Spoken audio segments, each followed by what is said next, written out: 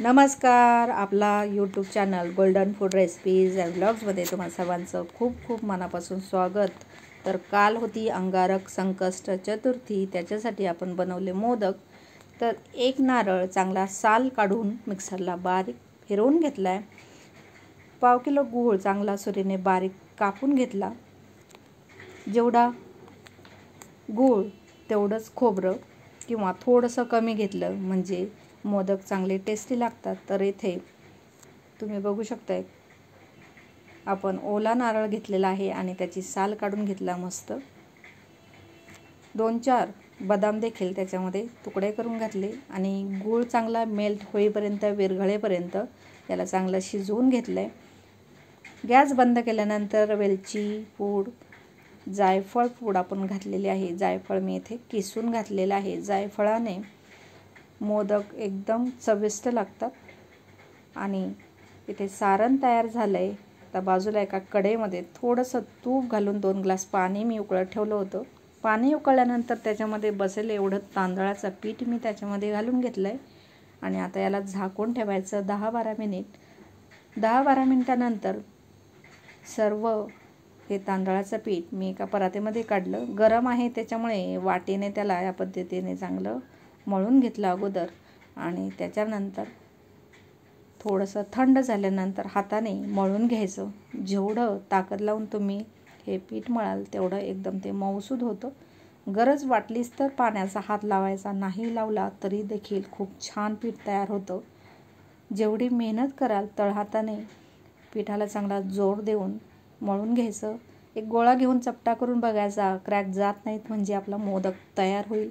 एक गोळा घेतला, मस्त पारी करून घ्यायची. आणि आता इथे माझी सुकन्या पहिल्यांदाच मोदक बनवते.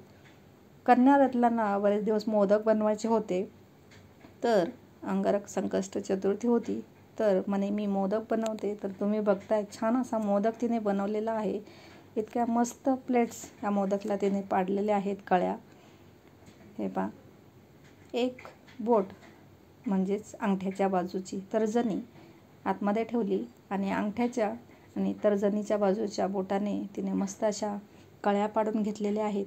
आणि आता याच्यामध्ये भरपूर सारण देखील भरून घेतलेलं आहे. मोदक इतके चविष्ट झाले होते की बिगनर्स देखील म्हणजे नवशिके देखील इतका छान मोदक बनवू शकतात.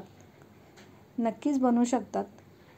मोदक बनवणं जरी किचकट वाटत असेल तरी ते म्हणावं तेवढं किचकट नाही. हे बा, आणि मग ज्या कळ्या आहेत त्या बंद करताना, मोदकाचं तोंड बंद करताना एकाच साईडने मोदक फिरवायचा म्हणजे त्या कळा, ज्या मोदकाच्या कळ्या आहेत, प्लेट्स आहेत, ते एकाच बाजूला छान अशा उभ्या राहतील. तर या पद्धतीने मोदकाचं तोंड बंद केलेलं आहे आणि छान असा मस्त मोदक तयार झालेला आहे. वरती जर जास्त पीठ राहिलं असेल म्हणजेच मोदकाची शेंडी थोडी जास्त वाटत असेल तर थोडंसं काढून घ्यायचं. पण इथे काही गरज वाटली नाही तर मस्त अशा या कळ्या तयार झालेल्या आहेत. आणि माझ्या कन्यारत्नाने छान असा मोदक बनवलेला आहे. खूप छान मस्त सारण देखील भरभरून घातलेलं आहे आणि सारणामध्ये ओला नारळ वापरलेला आहे. जेवढं सारण आहे त्याच्या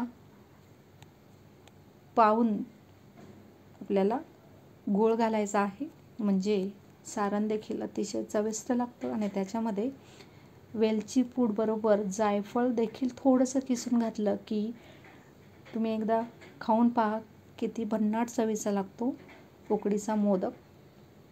तर आता हातावर एक पारी करून तिने बघितली आणि दुसरी एक गोळा घेऊन दुसरा तिने पोळपाटावरती लाटून पुरी लाटून घेतली आणि या पद्धतीने कळ्या पाडून घेतल्या.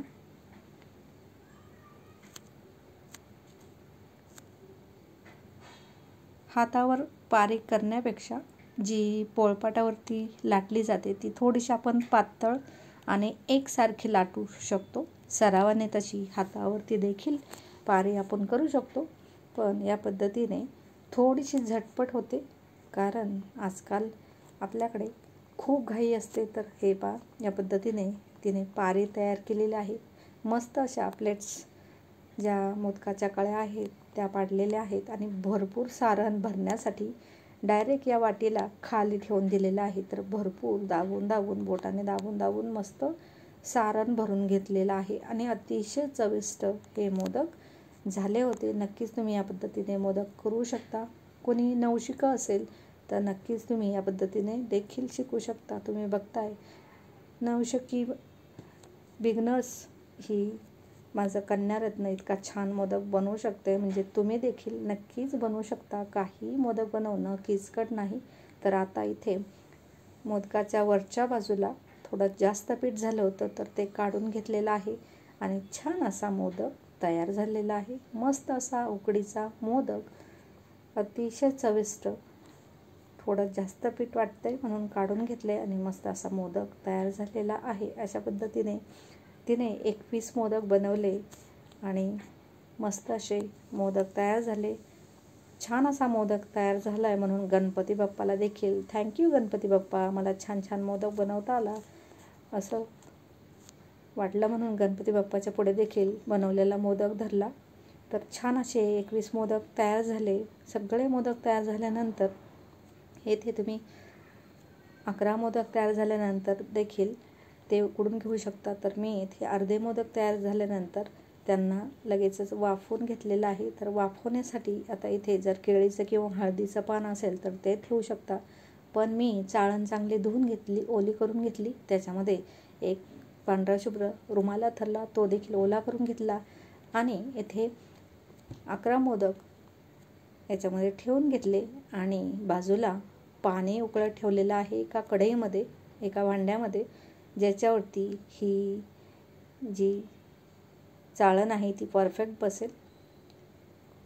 आणि आता त्याच्यावरती मी ही मोदक ठेवलेली चाळणी ठेवून दिलेली आहे. आपण खाली ओला कपडा अंथरलेला आहे. आता वरून मी एक झाकण ठेवते म्हणजे वाफेने छान असे आपले मोदक पटकन उकडले जातील. तर आता मी गॅस मोठा केलेला आहे आणि मोठ्या गॅसवरती मी 20 मिनिट हे मोदक चांगले स्टीम करून घेतलेत, उकडून घेतलेले आहेत आणि तुम्ही बघू शकता एकदम मस्त मोदकाला चकाकी आलेली आहे. मोदक फुटलेला नाही. थोडासा 2 मोदक लालसर दिसतात ते कपड्यामध्ये गुळाचं थोडंसं पाणी झाल्यामुळे. तरी देखील ऑल ओव्हर मोदक मस्त झालेले आहेत आणि हे पहा तुम्ही बघू शकताय 2 ग्लास पाणी मी त्याच्यामध्ये घातलं होतं. तर पाणी देखील थोडंसं शिल्लक आहे. तर मस्त असे चकाकणारे उकडीचे तांदळाचे मोदक मस्त तयार झाले. तुम्हाला एक काढून दाखवते. थोडेसे थंड झाल्यानंतर मी काढते. मी जरा 5 मिनिट पंख्याखाली ठेवले होते. तर तुम्ही बघू शकताय खालच्या साईडने मोदक फुटलेला नाही, तरी देखील थोड्याशा कळ्या त्याच्या येल्लो दिसत आहेत. तर असो, छान असे मस्त मोदक तयार झालेले आहेत. तर आता मी एका प्लेटमध्ये मोदक काढून घेते आणि चला गणपती बाप्पाला ठेवूयात. चंद्रोदय होता, थोडा लेटच होता 10:28ला, त्याच्यामुळे मस्त मोदक देखील तयार झालेले आहेत आणि चला गणपती बाप्पाला ठेवूयात. व्हिडिओ पाहिल्याबद्दल तुम्हा सर्वांचं खूप खूप मनापासून धन्यवाद. पुन्हा भेटूयात आपण अशाच नवनवीन रेसिपीसोबत, व्लॉगसोबत. तोपर्यंत चॅनलवरती नवीन असाल तर प्लीज चॅनलला सबस्क्राईब करा. व्हिडिओ पाहिल्याबद्दल धन्यवाद.